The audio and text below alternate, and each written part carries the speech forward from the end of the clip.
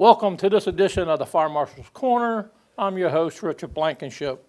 And today we're going to talk about a few things. We're going to talk about kitchen fires. We're going to talk about my favorite subject that I've been talking about every time we talk, is the smoke alarm. And I also have my boss here today, who is Dave Cope, who is the director of our department. And he's also the city fire marshal. And we'll just see what he has to say. This weekend is daylight savings time. That means you move your clocks forward. And as we always speak about this, when you change your clocks, you change your batteries and your smoke alarms. Make sure you get that done.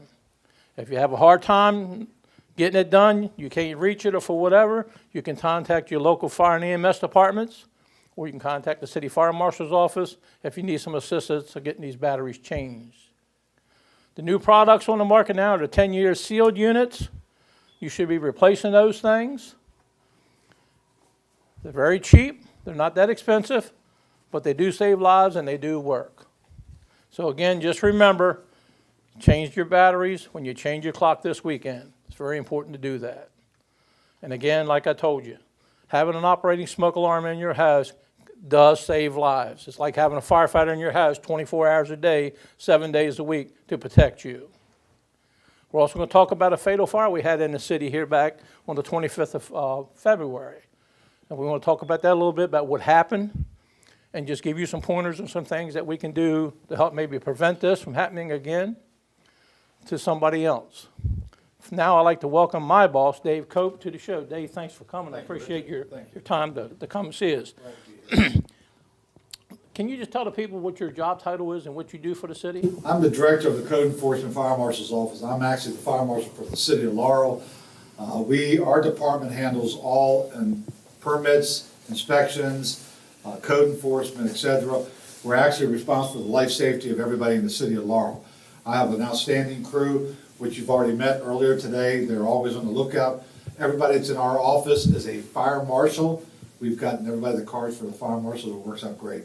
But thank you, Rick. Okay. Now, how long have you been with the city, Dave? I've been 14 years with the city of Laurel. I've only been 2 years as the director of the fire marshal's office. I actually was hired as a code enforcement officer, and then the city started their own fire marshal's office, which I assumed that position. Now, in your background, you do have a background in fire department related stuff. I spent 10 years in the fire marshal's office in Montgomery County. I retired from Montgomery County, and I came to work for the city of Laurel. But yes, I have 25 years. I was a firefighter since the age of 16, and I've enjoyed it all my life. And the fire marshal, I really have a passion for it.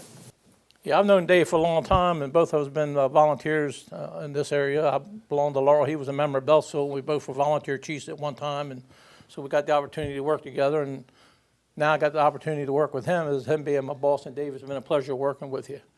One of the other things, I told you we had a fatal fire in Laurel on the 25th of February.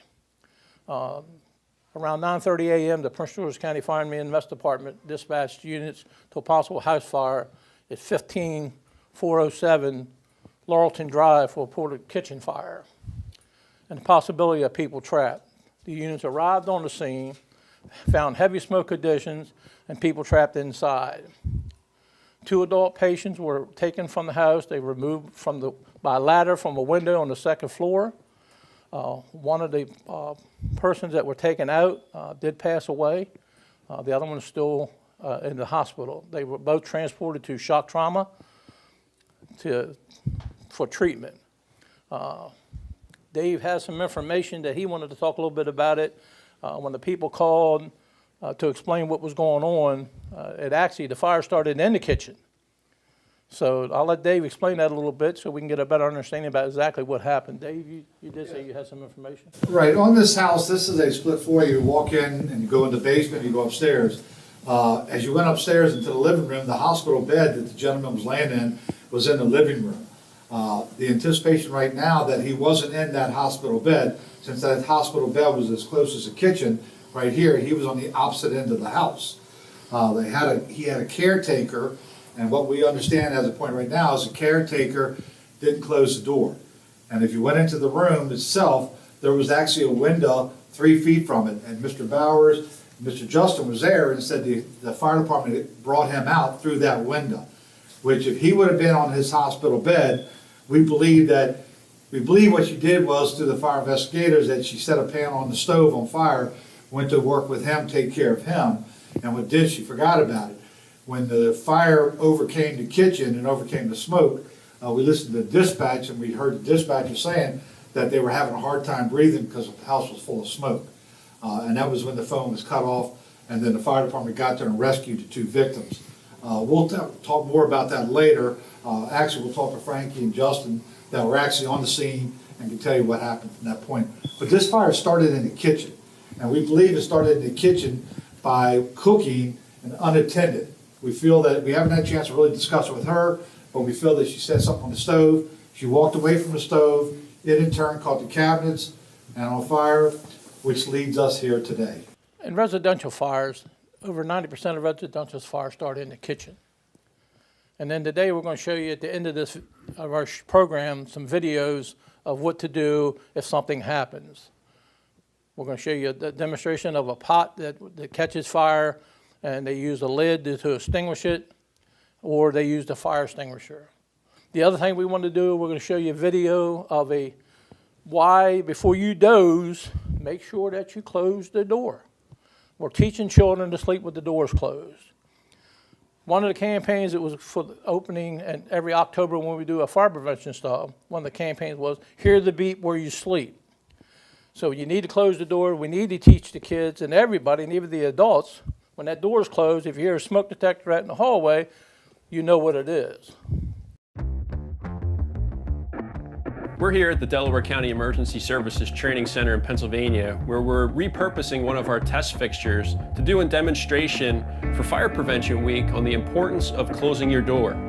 This year's theme, Close Before You Doze, will let us highlight the importance of putting that important barrier between you and the potential fire before you go to sleep at night.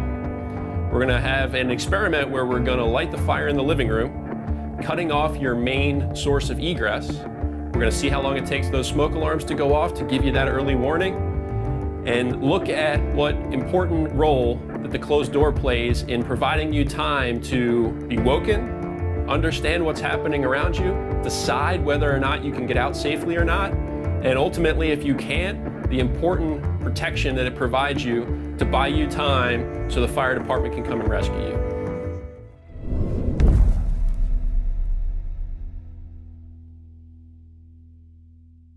We have another product here you can see right here. It's called Stovetop Fire Stop.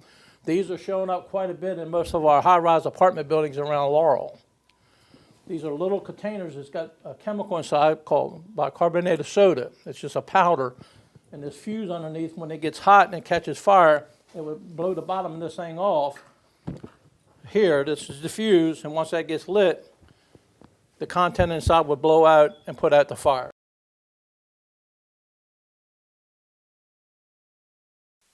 The basic version of this will just mount up underneath the hood. So someone can literally walk over to their stove, center a pair of these between their burners, and click it straight above. So it's really, really simple to install.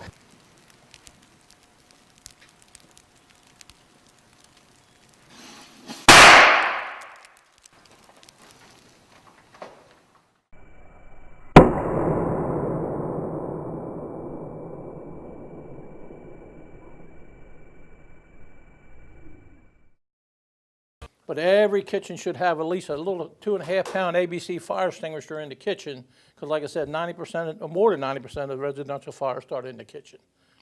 So you can store it under the kitchen sink, or you can put it in the cabinet as long as it's readily available to you to get that. It's called PASS, P-A-S-S.